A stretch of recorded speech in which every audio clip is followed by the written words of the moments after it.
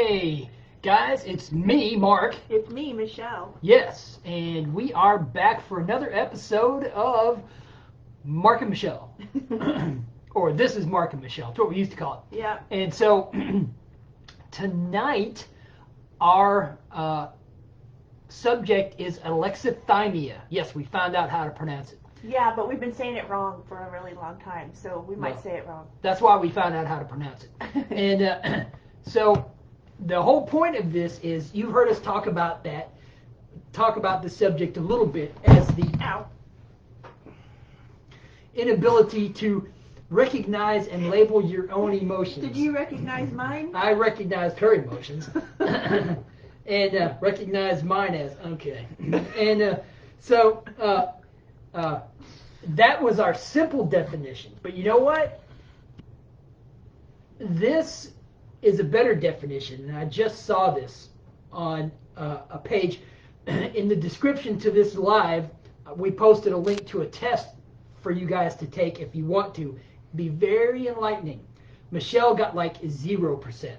She has no alexithymia at all. Right. Which is interesting because that makes me wonder if normal isn't as sensitive as she is. So that would be something to deal with. But the test, I'm not sure how many questions it has because I haven't actually looked at the test myself. But there's the link if you want to take it, and it seems to be a pretty thorough test. We're going to actually talk about the questions in it. So How many questions is it? 37, I think. Okay, well hopefully we're not going to spend 5 minutes on 37 questions. Yep, 37. 5 minutes on each of the 37 questions. There we go. Just to give you an idea. But on this page for the test, there's a very short, it says alexithymia, and underneath it says emotional blindness. I think that's the best description I've seen of the meaning of what this means. And you can be blind, you can be self-blind to your emotions. You can be also blind to other people's emotions. But if you're blind to either one, you're blind to both.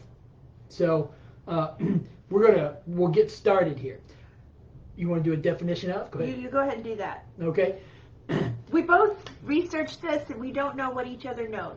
No, because we read different things. We Right. probably read some of the same things, like the Wikipedia article. Right. But then we delved into some scientific articles too, which was interesting. Let's start first, before we start with the definition, by saying that alexithymia isn't exclusive to autism. It isn't always diagnosed with autism. An interesting study that I read the abstract for said that they did a study on adults with Asperger's syndrome, or high-functioning autism, we'll call it that. And 87% of those adults had some severity of alexithymia, right? Now, that was 87% of all the adults that they studied who were on the spectrum. 87% had some severity of it. 50% had severe alexithymia. Now, that's interesting. Now, again, those percentages tell you right there that not all people diagnosed with autism have emotional blindness, but at least 50% have it severely, and about 85 to 87% have it enough so that they are somewhat impaired in dealing with emotions between themselves and others. All right. Now, oddly enough, only 10% of the entire population has any kind of alexithymia. And that means 90% of the rest of the world does not have this impairment. I actually think it's a lot more. I think it's a lot more than that. I think it's just at least half of humanity. Yeah. Because why would we be complaining about there's a lack of empathy from our fellow humans? Why would I see articles recently like such as schools are teaching empathy to their students? Why would you need to teach that if I have a feeling let me ask, is empathy normal for you? Yes. It always has been. Strong empathy? Strong. So let's just assume Very strong. that Michelle is pretty healthy when it comes to, instead of using the word normal, healthy. she has very little to no alexithymia. All right. So if strong empathy is normal, something that just automatically happens, then what's wrong with the rest of us? Right? I think that's a good question to ask, right? Personally, I think it's heavy metals. Because getting rid of the heavy metals has made my empathy come out more. It's not very strong, but it's, I feel bad for people who do stupid things now. I do. No joke. Guy I was working with at the store recently, the past month or so, did some really stupid stuff.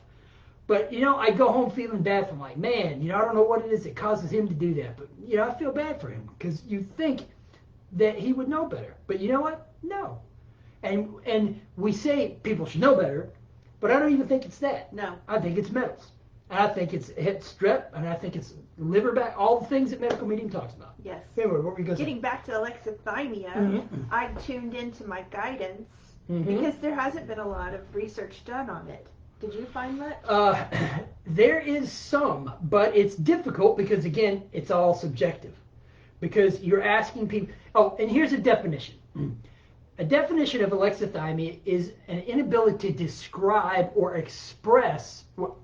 An inability to describe your own emotions or the emotions of others, in the sense of using verbal explanations. And it also is the inability to see and understand emotions in others as well as yourself. And let me give a quick little piece of information. Again, we said it wasn't exclusive to autism. 4 other things that we found, and not just 4 others, but this was just 4 examples. 4 other illnesses or disorders, whatever you want to call them, besides autism. Schizophrenia was one that shows varying levels of alexithymia. Eating disorders, substance abuse disorders, and what was the other one? Oh, depression. Well, and there was high pain tolerance. Oh, So, that could go with the eating disorders. You may not be able to feel. Or the high pain tolerance in individuals with autism. Because we're finding autism is just a name for a bunch of different conditions that are all unrelated. Yeah. And so you're actually trying to tackle alexithymia. As well as strep, as well as heavy metal. Well, heavy metals is probably it. Probably mainly that. Yeah. Her guidance, again. My guidance said it was aluminum, specifically. For alexithymia. Stuck in the hypothalamus and the limbic system, which is actually the energetic body. So you want to talk about what you saw about that? Okay. The limbic system is really the main area for emotion in your brain. The limbic system includes the hypothalamus, the corpus callosum. That is the midline of the brain, which medical medium talks about. Autism is caused by heavy metals settling in the midline of the brain. He also says that after 18, it's impossible or nearly impossible to get rid of those. Not true. Because I didn't start the heavy metal detox movie until I was 48, 30 years past 18. And I got rid of most of them. What? Your guidance said recently that I got 50% out? That first round of heavy I've done metal too detox? many of those. I don't know. Yeah, I know. But anyway, so none of this is untreatable. None of this is unrecoverable. I kind of wonder if medical medium says after 18, he does specify that it seals up or something, but I also wonder if it's because there are beliefs that are so entrenched by that point you can't get them to change the way they eat. Well, and that's a whole subject that we talked about on our walk today. Yeah. How do beliefs affect a particular disorder like strep, and then once beliefs affect the disorder, how does that disorder affect the behavior? All because of beliefs. Because you can get rid of beliefs. I mean, in my case, there's so many beliefs I got rid of that strep no longer affects me in those areas. And so, I mean, we could go, that'd be a whole show, Yeah. and that's some really advanced stuff, so we're not going to talk about that tonight. But anyway, back to alexithymia. Except for what we just said. Exactly. So I wanted you to talk about the energetic body. Okay, see, the limbic system being the seat of emotions in the brain, the main area for it, the limbic system is one of the most primitive areas of the brain. Fear, anger, controls appetite, food appetite, not just sexual appetite, but sexual appetite as well. Mm-hmm. But all of those areas, the thalamus, the hypothalamus, the corpus callosum, the I can't remember the other parts of it, but that whole area is right in the middle of the brain. And that area also directly affects the autonomic nervous system, which that's everything down the spine and all the nerves that go to the major organs, such as, big one here, the heart. And the heart is very important in the energetic body. Why? Well, it's what creates it. It's the projection. Right. Now, that may sound like a bunch of metaphysical hooey, but it's not, because there is Heart math. Exactly. The Heart Math Institute in California is studying how the physical heart affects your outer environment. Mm-hmm. And it's very interesting because it goes into the physics of how the heart itself projects a field, an electrical field, outside of your body. In other words, an energy field, body. Might as well. Right. It's not a jump now. So anyway, the energetic body is created by the heart. Literally, not figuratively. And it's also what keeps everything going without you having to think about it. Right? Autonomic. That's Right. what it means, self-governing. So the metals get in there and start messing with that. Mm-hmm. Interrupt heart rate, breathing. How many of your loved ones who are on the spectrum have trouble breathing? Do they have regular deep breathing, or is it very shallow, rapid breathing? Mine's always been rapid and shallow. It's only started to change probably in the past year. Yes. And because her being a trombone player and brass player, she's going to notice breathing. Yes. And she's very much noticed mine. He breathes from up here. That's from up here, and I'm breathing from way down here. Yeah. And all the way up. From the belt line up. Me, it's kind of from nipples up. And so I've always done shallow breaths, but that's starting to change a little bit because we're healing up all the nerves caused by viral damage. You're healing the energetic body. And too. the energetic body. So the energetic body gets directly affected by your body because your body creates it according to the Heart Math Institute. And yes, they do real science. Look them up. So that was the energetic body. Mm-hmm. Okay. Yeah. What else do you want to say about alexithymia? I don't know. We've covered it pretty much as far as a basic definition. Okay. And you ready for some questions? Let's do some questions. Okay, so question number 1 is, when asked which emotion I'm feeling, I frequently don't know the answer. Okay. Right now, if she asked me that, I would say that I'm interested / curious / kind of excited. But when I was autistic, I couldn't answer that question. So you're supposed to either say strongly agree, neutral, disagree, strongly disagree. So, and then at the end, you end up having a score. Right. And so, let's see. When asked which emotion I'm feeling, I frequently don't know the answer. Well, now I know the answer. So I would agree. I wouldn't strongly agree yet, because I find that very few of my emotions, unless she's about ready to run over a pylon in the parking lot. An imaginary one. Yeah, exactly, which actually wasn't there, but I thought it was. It was imaginary, all right. And but you'd think that kind of strong imaginary pylon would actually create one in the field, but it didn't. But anyway, it's because it was my field. Well, true, but I can affect your field. And, okay, I forgot where I'm going. So that's Sorry. Okay, so the next one is, I'm unsure of which words to use when describing my feelings. I strongly disagree now. Somewhere between agree and strongly disagree. I think it's right in between there now. But before, you probably would have said. Oh, I agree. Right. So. Probably closer to strongly agree. The next one is I prefer to find out the emotional intricacies of my problems rather than just describe them in terms of practical facts. Okay. When I was autistic, I would strongly agree with that. The problem was I couldn't identify the emotions, so I never got anywhere trying to find the underlying emotions that caused the problem. That's an interesting point you just made. That would make that question not accurate. Well, what I read about alexithymia is that people who suffer from it sometimes can verbally express their emotions, although they can't verbally describe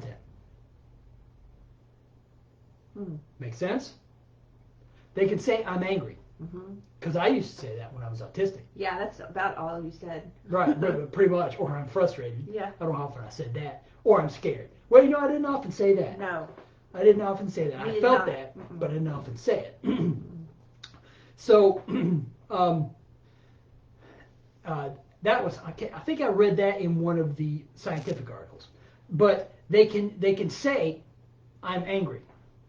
They may not be able to say they're sad.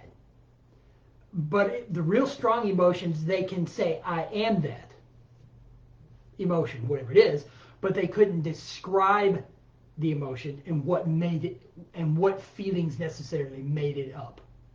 You see what I mean? Yeah. Which would explain why that question is in there. Right, okay.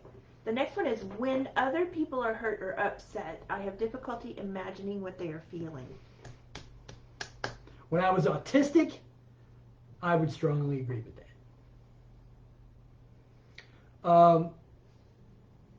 Unless, well, even if I did something that when I thought back on it, I did to them to upset them, I couldn't understand why they were upset. I distinctly remember that happening a few times. But now I would strongly disagree with that, because now I can imagine.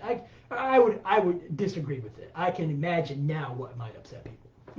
The next one is, people tell me to describe my feelings more, as if I haven't elaborated enough. I don't remember people telling me that much. I don't even think you. I think you did. I think you were the first person who did. When I was autistic. It's probably the closest you've ever been to anybody. Yeah, but see, you had such strong emotions. We'll say healthy emotions. That you couldn't deal without some kind of description of it. Well, I wouldn't say they were healthy back then. Well, yeah, I see your point. Maybe a healthy sensation of them. Maybe. Yeah. Sex as a recreational activity seems kind of pointless. Okay, no. Never no. for Even when I was autistic, that it was always pointful. Okay. But for some other people, it might be a thing, and that would be alexithymia. Well, for me, the physical sensation of sex was always an excellent reason to have it. Right, but there was no emotional. That's true. And only when I recovered did the emotional connection come on. Yeah. And that made a big difference for us. Yes. Yeah. I can describe my emotions with ease. When I was autistic, now I would strongly agree with that. No, I would agree with that. Okay. Maybe not strongly, because it would depend. I'm pretty facile at it now, but probably depending upon the complexity of the emotion, that might take some more time. Right. You cannot functionally live your life without being aware of your deepest emotions. It depends on what functional means. Because their idea of functional is probably much higher than what I was living my life when I was autistic. I think their idea of functional would be an NT definition. Would be a healthy functional as opposed to an unhealthy functional. Because I think there's a very basic functioning which is slightly above flatlining, which I felt like I was above when I was autistic. The thing is, when I read that question, I didn't question that word at all. No, but I did. Because you've been autistic. Mm-hmm. People sometimes get upset with me, and I can't imagine why. Strongly agree with that when I was autistic. You pretty much know now. Oh, yeah. Yeah. But now I'm able to read people well enough so that I know their boundaries and I don't need to push them. Yeah. People tell me I don't listen to their feelings properly, when in fact I'm doing my utmost to understand what they're saying. Now, when I was autistic, see, that question goes between emotions that people goes from healthy emotion to viewing emotions logically only. That's kind of a trickily worded question, not on purpose, but I don't know, maybe it is. But when I was autistic, I did my utmost to listen, but I wasn't listening for emotion. Mm-hmm. I was listening for words. And I think a lot of autistic people do that, especially if they have alexithymia. Yes.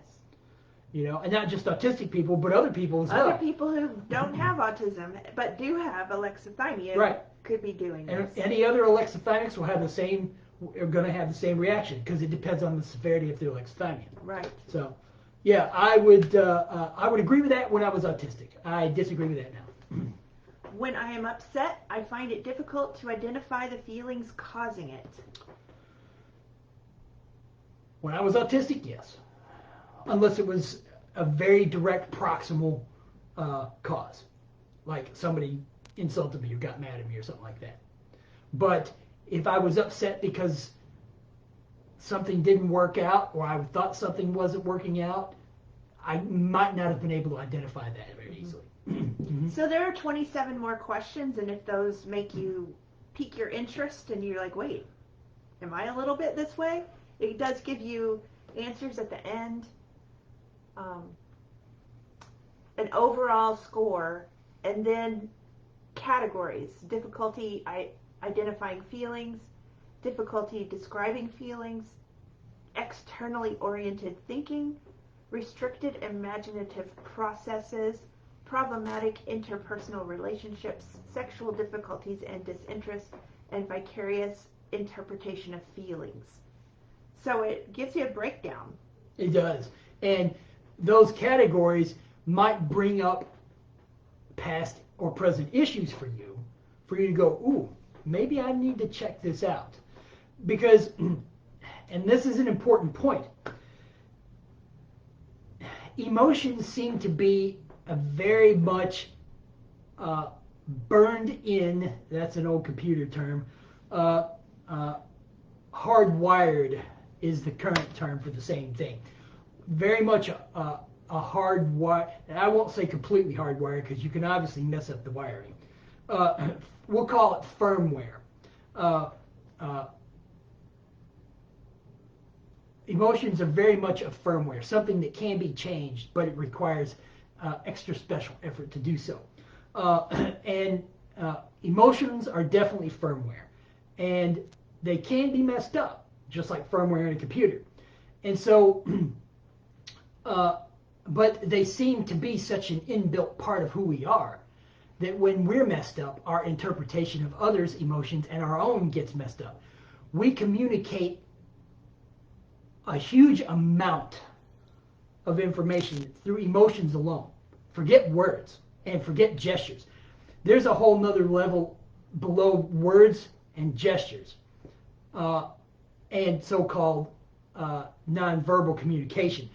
A lot of that nonverbal communication really is just emotional transactions of energy between energy bodies. Yep. I'm sure of it. Yes.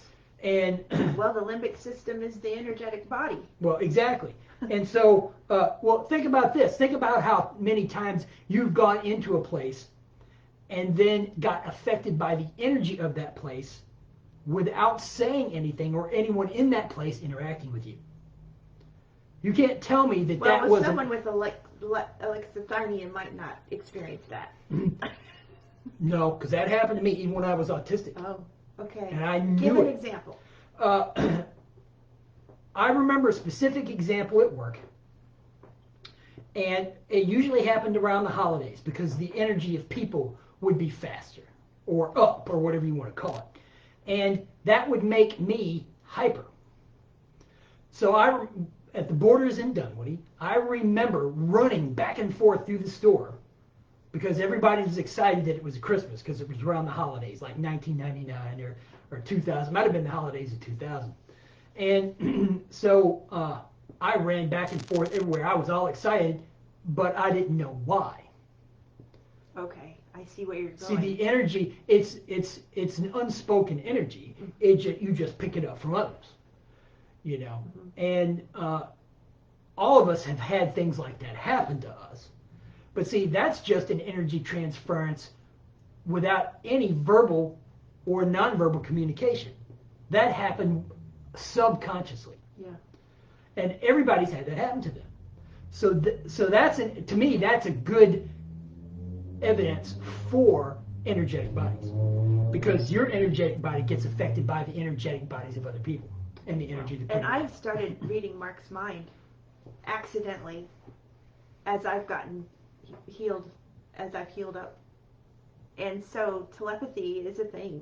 Mm-hmm. Because and she'll get to the point to where she knows specific thoughts and verbalizations of those thoughts even before I say them. That's and then really when I weird. say them, she's like, I knew that's exactly what you were thinking word for word. That happened today, actually. Yeah, it did. So there's a lot more to being a healthy human than what we've understood. What medicine thinks is healthy is really unhealthy.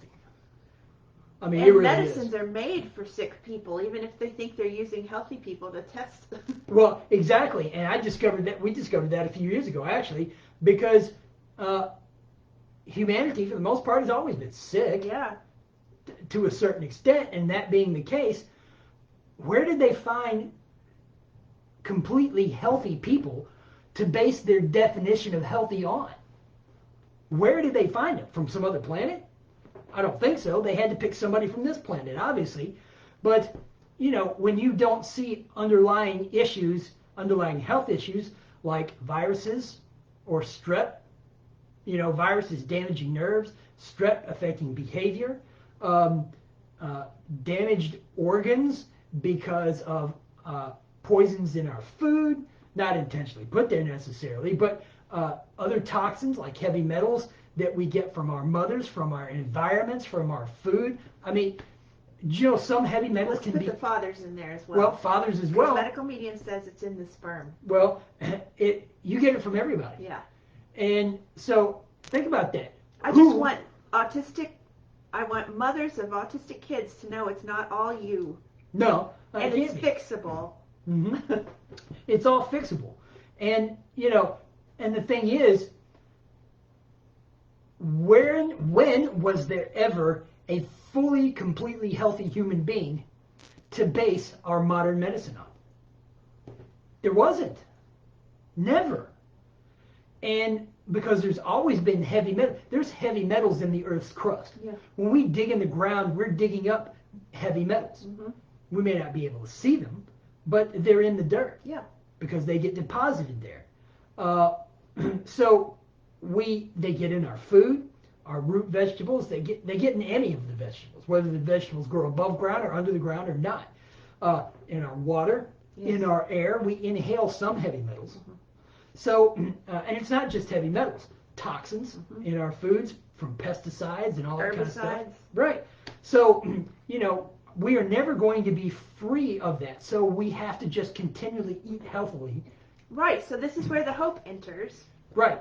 And our hope, that's what we're here for. To give you guys hope for the life we're now living. Yes. We've been where you are. Right. And we are where you want to go. Yeah. And so all you have to do is look to us because we are your experts on this. The hope is the heavy metal detox smoothie that medical medium talks about and drinking celery juice, and that gets the metals out. And it has been an amazing transformation for both of us. Right, because... I had ADHD. Yeah, she doesn't have that now, but now her brain is able to do things musically that it was never able to do before. Yes. So I don't know where the metals were. Well, but I think that's why so many of her spiritual gifts have come online in the past 3 years, because she got rid of the metals. Yeah. Everybody's got all this stuff. And this leads me to this. You really need to think about this because this is really, really important. How do you know how far your child has come if you're as ill or more ill than your own kid, than your own loved one? If you're not healthy enough to see what else your child needs to heal, then you need to get started on you and get healthy. Because if once you do, then you'll be able to help your child or your other loved one in whatever, out of whatever unhealthy situation they face. And by you getting on the diets with them, they have somebody to look up to, or they have a buddy, you guys have a buddy system to do this. That's how we've done it, because we've done the diets together. Yes. Over this past 7.5 years. And guys, it is so worth it. Life is so much better on this side. Well, as I posted today, you guys saw a picture of me from 10 years ago. That was before I knew I was autistic. Yeah. He didn't even know then. I didn't know either. Let's see. I suspected about 9 months later that I was, and we talked about it. She and I talked about it because we moved to Oklahoma. We were in Oklahoma 9 months after that picture was taken. And I still looked exactly like that. Mm-hmm. And so we discussed it. I suspected that I was, and that's when we got reading. And then a year later was when I got an official diagnosis. And then a year after that was when we started on the diet. Yeah, the GAPS diet. The GAPS diet. And which we don't recommend. I do not recommend it. It did change Mark, but it also made him sicker. It did, because eating all that fat just bogged down my liver to stop processing, and that's exactly what happened. Because there are pictures here on Heal Your Autism, or on Mark and Michelle, of how I looked in 2015 after being on the diet for 2.5 years. Mm-hmm. At the end of 2015, I was as heavy and inflamed as I was. In fact, I think I was more inflamed in 2015 than I looked in that picture of 2010. Oh, I'd have to see that. It's interesting. Well, red face, puffy skin, that kind of stuff. I don't see that quite so much in the picture of 2010, mm-hmm. even though I was overweight. Mm-hmm. So, but anyway, you need to get on this diet for yourself, even if you're healing a loved one, because you need to be healthy enough to see what your loved one needs and how far they still need to go in helping them heal. Because then as they heal, they'll help you heal more, because that's the way it works. Yeah. So anyway, what else did we want to cover? Well, guys, that is our show for this evening, and we will let you know when our next show is. It'll be next Friday at 9 p.m. That's right, because that's what our regular time is going to be. But this alexithymia is a very important subject for you guys to think about, because if you can't identify how you feel physically or about something in your life, how do you know what to do about it? Mark didn't even know what he liked. Exactly. And I had gotten so bad. Yes, what I mean by that is that I think my autism symptoms worsened as I got older. Pretty sure they did. Yeah. Because when I look back on my life before my mid-20s and in my teens and younger, I think I was a good bit healthier. But just eating whatever I wanted as I got older really made a poor, dangerous, unhealthy difference in my life. Well, and then we were talking about how you became addicted to food, and that's an alexithymia. Well, eating disorders or food addictions, there are other eating disorders. You were talking about alcoholism and drugs. Alcoholism is one, substance abuse. Well, substance abuse. Food is a substance. Food is a substance. And I have definitely abused food. And in some ways I still do. So, that, and I'm having to work through all the emotions around that and all the beliefs around food to be able to heal from that. Because being addicted to food, even though it's a substance, is still just as dangerous as being addicted to anything else. It just takes longer to kill you. Yeah. So anyway, well guys, we will see you all next Friday night at 9 with another interesting subject, and we're glad you were here tonight. All right. All right. Bye-bye.